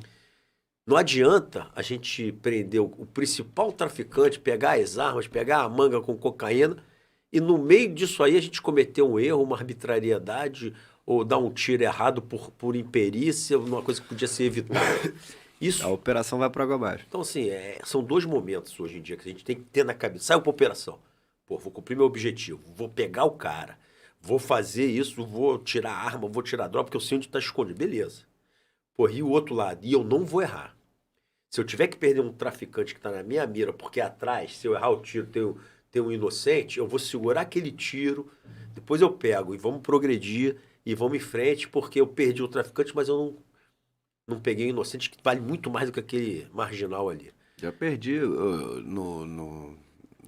Vou falar o nome da comunidade, mas não vou falar quando, né? Mas no Arará, tempo atrás eu gastei R$ 700, 2 torniquetes pra salvar o morador, que a gente viu o vagabundo dando um tiro nele pra correr. Mas a gente é o bem, cara. A gente tem que salvar mesmo, cara. E assim, joguei criança no valão, pra criança sair do meio do tiroteio. De empurrar a criancinha porque a bala tava vindo. É isso. E assim, e as pessoas não têm noção disso, só quem tá ali no dia a dia. Então, na verdade, eu acho que a capacitação hoje do policial passa por cumprir o objetivo e não errar. Cumprir e não errar. É muito importante. Cumprir e não errar, cumprir e não errar. Que a gente sai da comunidade com a missão cumprida e sem desgaste. Então, assim, tudo que eles querem é o nosso erro. Então, se a gente tiver consciência de que não pode errar, não é hesitar, tá? São coisas diferentes. Você não hesita, mas se você tiver a possibilidade de ter uma escolha e você achar que tá no risco, não faça, porra. Cumpre a missão e perde um pouquinho, depois a gente recupera, mas não erra. Então, assim, é uma visão que eu passo para quem tá chegando. Tão importante quanto cumprir a missão é não errar. Eu ouvi isso na Carepol e até um conselho que eu dou pra galera que tá chegando, né? Escutem muitos antigões, cara. Eu ouvi muito, escuto até hoje essa galera que tá aqui há muito tempo. E tinha eu não lembro quem era na Carepol, mas que falava assim pra gente: irmão, cuidado na hora de pegar alguém, tá? Se correr, se passar no meio de população, deixa aí. Galinha de casa volta pro galinheiro. Você vai pegar ele amanhã. É isso. Não erra, cara. Não erra. Não, assim, tenta não errar.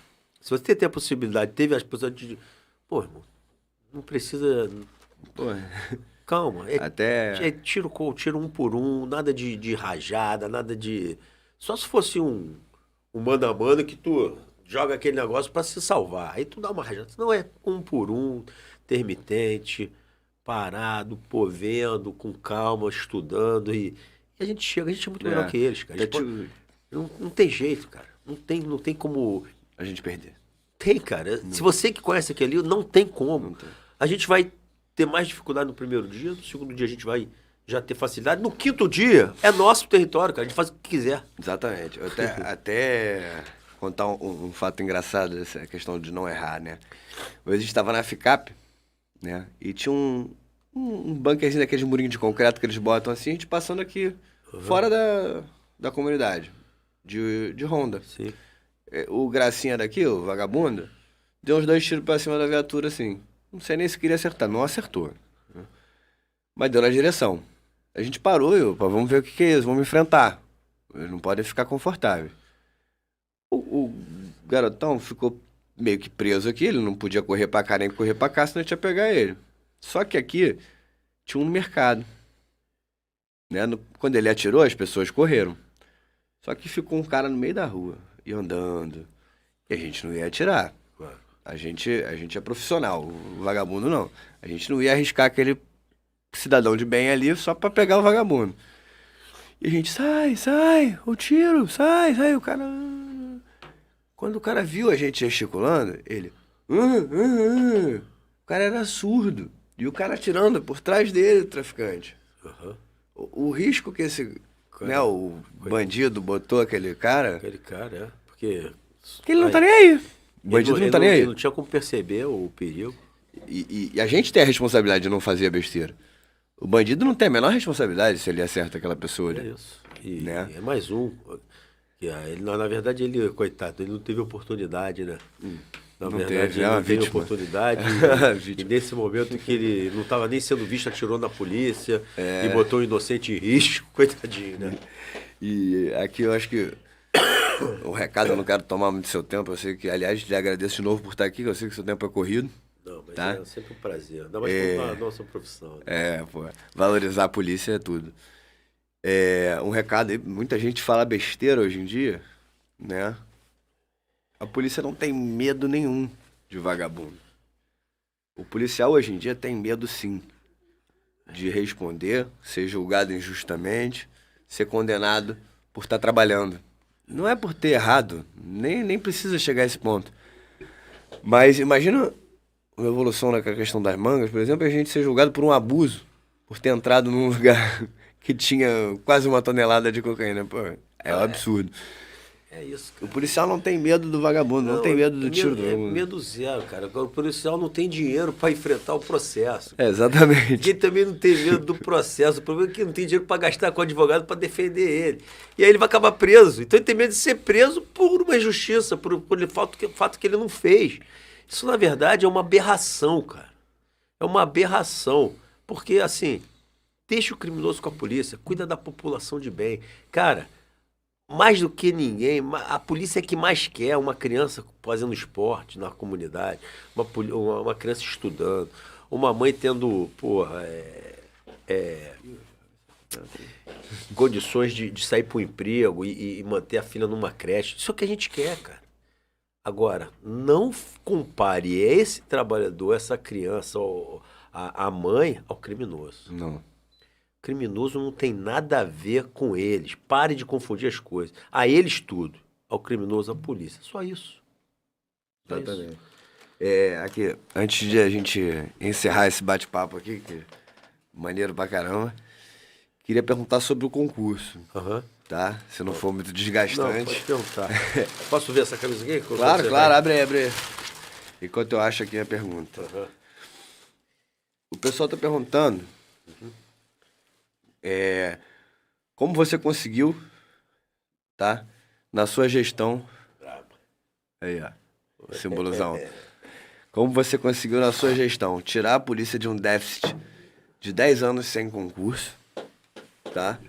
E quando você acha que vai começar a primeira turma dos aprovados aí, ó, a Cadepol?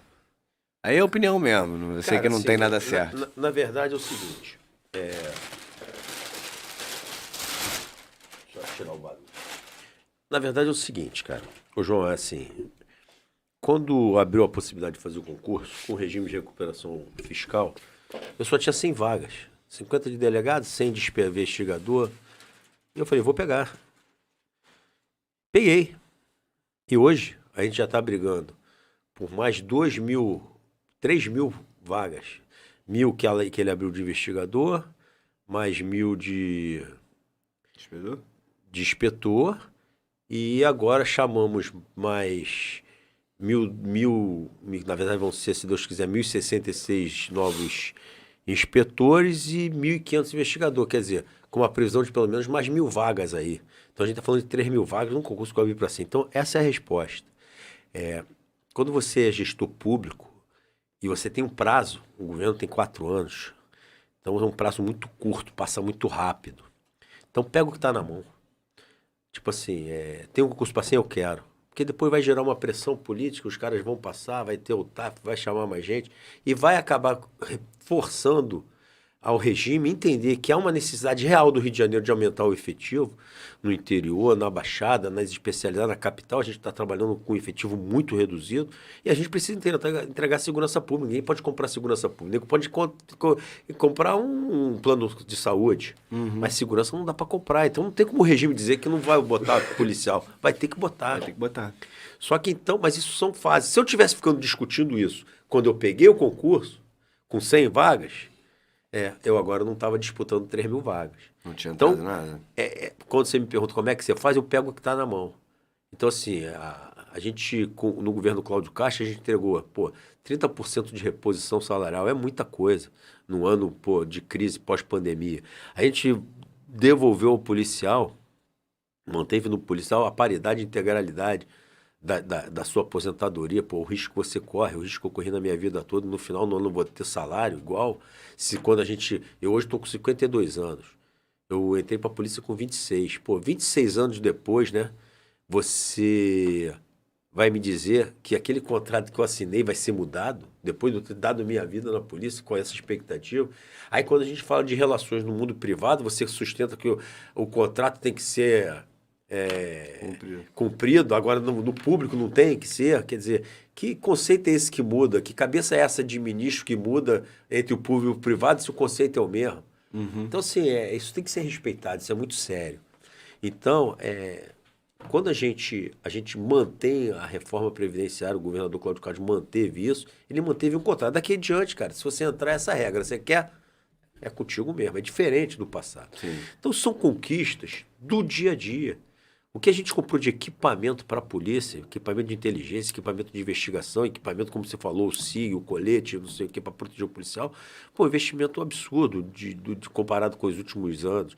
Só na polícia foram 150 milhões de investimento em equipamento. Então, assim, por que você conseguiu isso? Porque tudo que está na mão, eu pego e não fico reclamando que não é o ideal.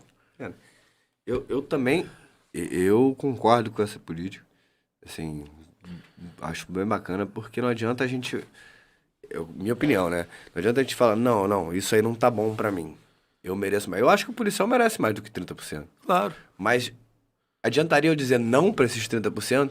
Pra Agora querer ele 50%? Se ele merecia 100%, ele agora já tem 30%, vamos buscar os outros 70%. Agora, não pegar os 30% é tirar do policial 30% do salário dele, que ele podia estar discutindo 70% já com 30% na mão. Isso não muda nada a discussão de 70%. E mais, por exemplo, a viatura que você citou aqui, a Ranger, ela só tem o veículo, só na frente que ela é blindada, né? Mas pra gente que tá na ronda todo dia, isso faz uma diferença do cacete. Porque se você bater de frente, aquilo ali segura um fuzil. Então, assim, de lado, o cara já tá bem perto. É um só na frente, mas é um só na frente assim. É isso aí. Então, assim, e o carro fica mais leve, você entra em vários lugares. Então, assim, mas o ideal... Cara, eu sei o ideal, mas entre nada e isso aí, você roda melhor ou não roda? Então, assim, eu pego, quero. Não é o ideal, mas eu quero. Então, assim, é isso. E, assim, outra coisa que me irrita muito, João, é assim... eu não consigo gerenciar a polícia porque, todo mundo recebe o mesmo salário, não tem como... Quando você já sabia disso. Você não pode usar como desculpa do teu fracasso as regras que você já conhecia. Você que não soube superar as regras.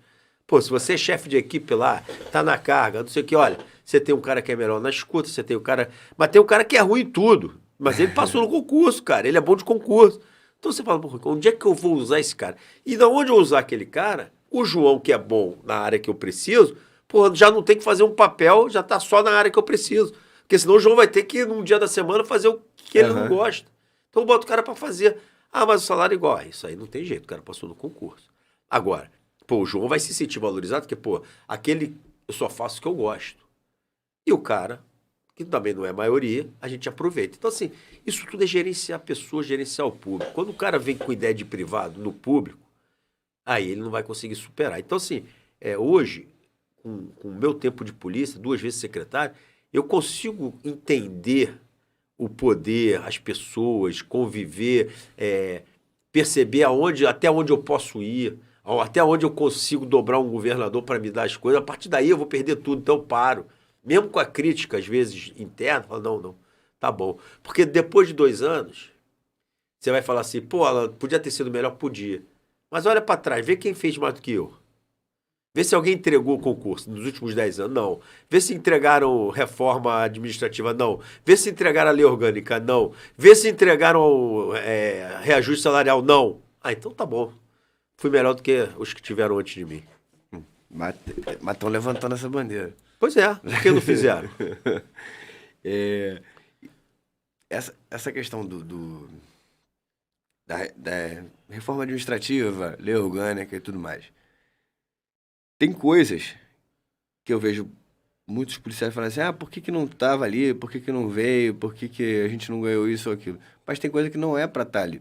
Até por questões jurídicas, tem que vir em outro tipo de lei, com outra iniciativa, mas que eu vi no projeto da lei orgânica, logicamente você já viu mais vezes do que eu, já leu o texto mais vezes do que eu, traz uma previsão para que aquilo consiga ser discutido.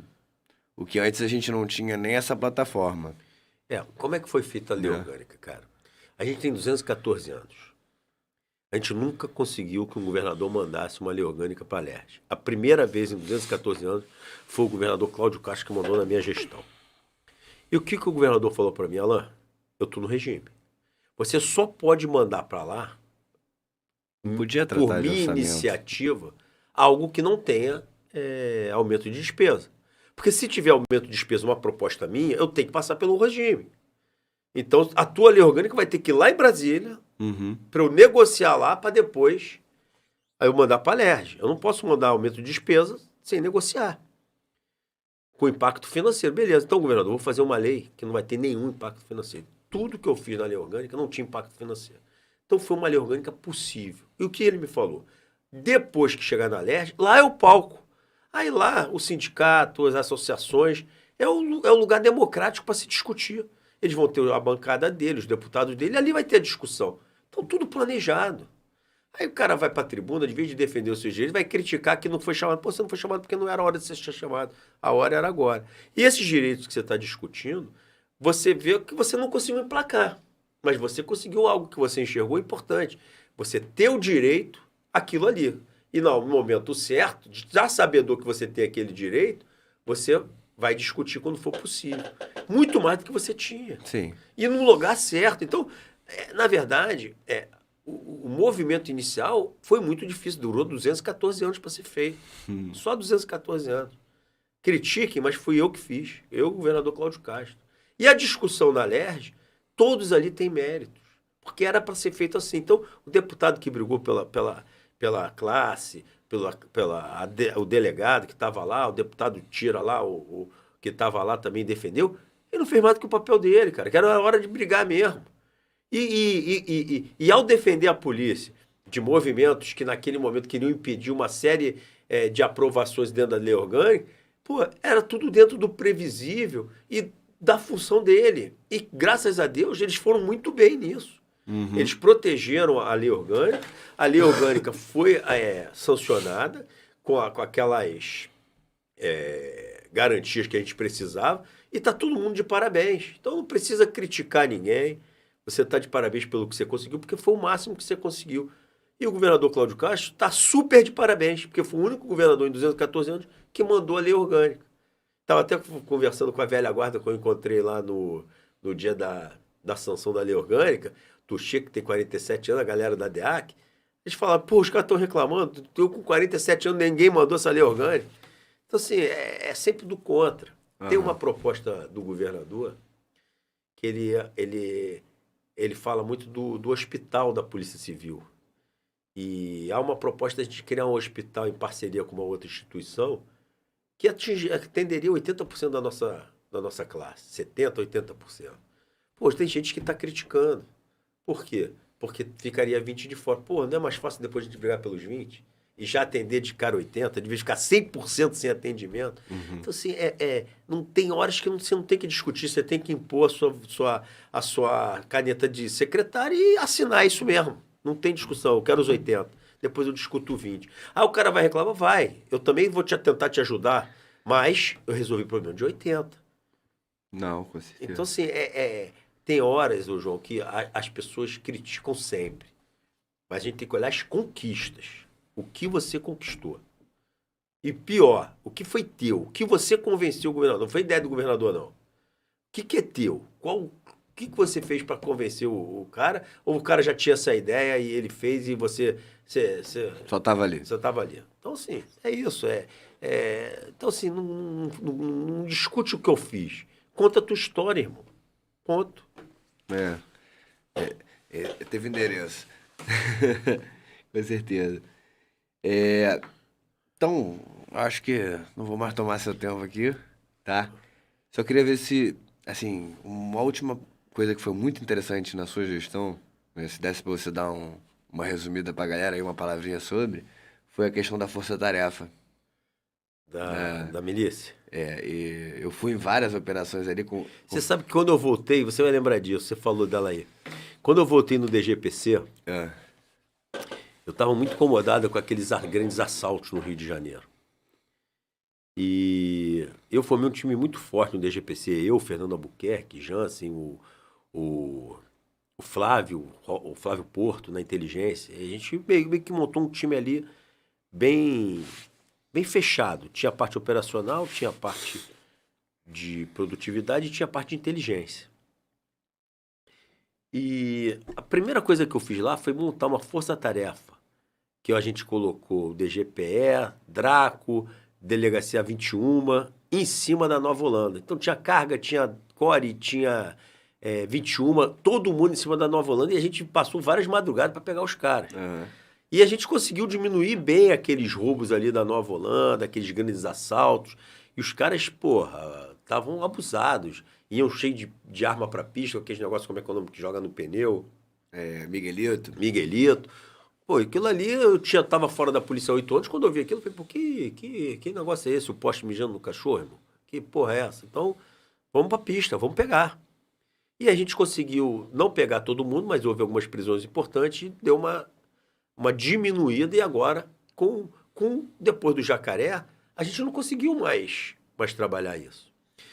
Por quê? Porque a gente não tem mais ordem judicial que a gente precisa da nossa investigação, não para ir na comunidade, mas para decretar a prisão da nossa investigação, para a gente Sim, poder sim. montar. E aí, com essa experiência da Força Tarefa, quando eu cheguei na polícia, o governador Cláudio Castro pediu um equilíbrio. E se você olhar como era a pontuação antes da minha entrada e depois, você vê que eu equilibrei. O roubo no bairro está valendo tanto quase quanto milícia. Está valendo tanto quase como tráfico como lavagem. A diferença é um vale 4,5, 4, 3,5. Pô, antes era 2,10. Ou seja, todo mundo só vai fazer lavagem. Vamos deixar Então, aquilo ali de lado. vamos deixar. Então hoje eu equilibrei, eu valorizei o trabalho da distrital, que é muito importante. É a tua família que anda, é a minha família que anda no bairro. Não adianta você prender o maior ladrão de carga na delegacia de carga e a tua família está no 5-7 quiosque. tá Você rolando não... junto, né? Então, o cara do bairro, cara, é o cara que protege a tua família, que protege a sociedade. Esse cara tem que estar valorizado. E a gente valorizou na pontuação. Isso foi um pedido dele. Eu quero uma polícia equilibrada. E aí ele falou assim, eu quero prioridade com milícia, cara. Eu quero que você... Falei, deixa comigo, a gente sabe fazer. E o que a gente faz? A gente pega o ECO, que estava há anos aí, já distribuindo armamento, distribuindo exército para operações do crime organizado.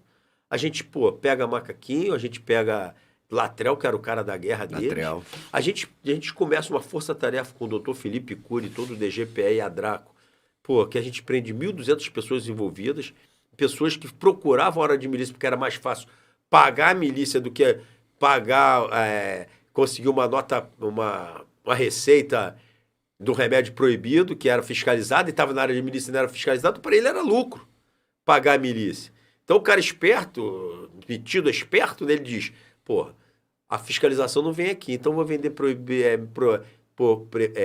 medicamento controlado, que aqui ninguém vai me fiscalizar, e é mais barato eu pagar o miliciano. Aí a gente prende o cara. Então, assim, a gente combateu a milícia em várias modalidades. Foram 1.200 presos. Então, assim, eu acredito muito na força-tarefa. Com pouca gente, não precisa abrir demais, e com muita gente, com essa pouca gente muito qualificada.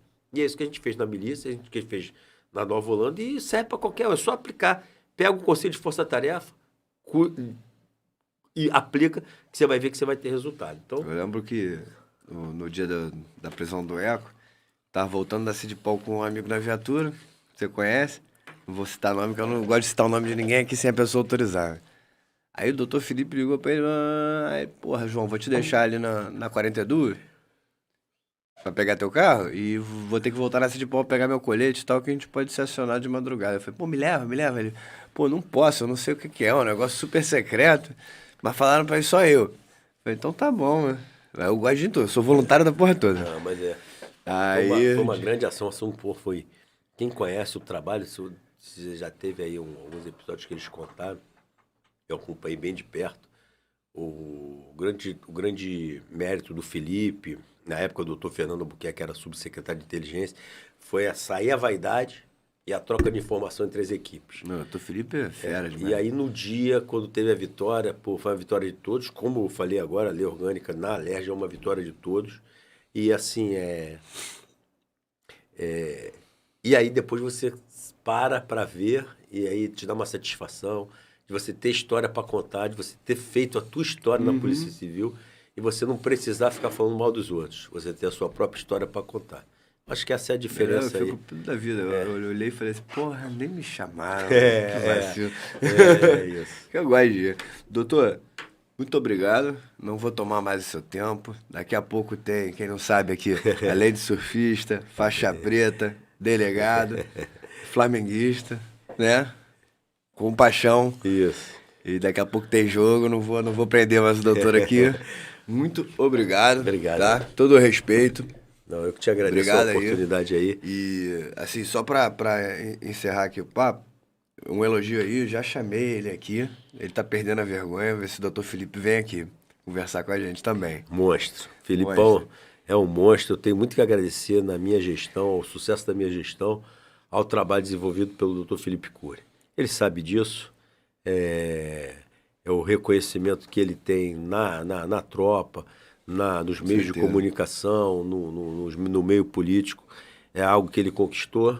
E ele hoje está cuidando ali de uma força-tarefa da questão do roubo e furto. E em breve vai estar aí De novo, se Deus de novo quiser. à frente. A gente vê, infelizmente, a polícia ainda é um ambiente de muita vaidade.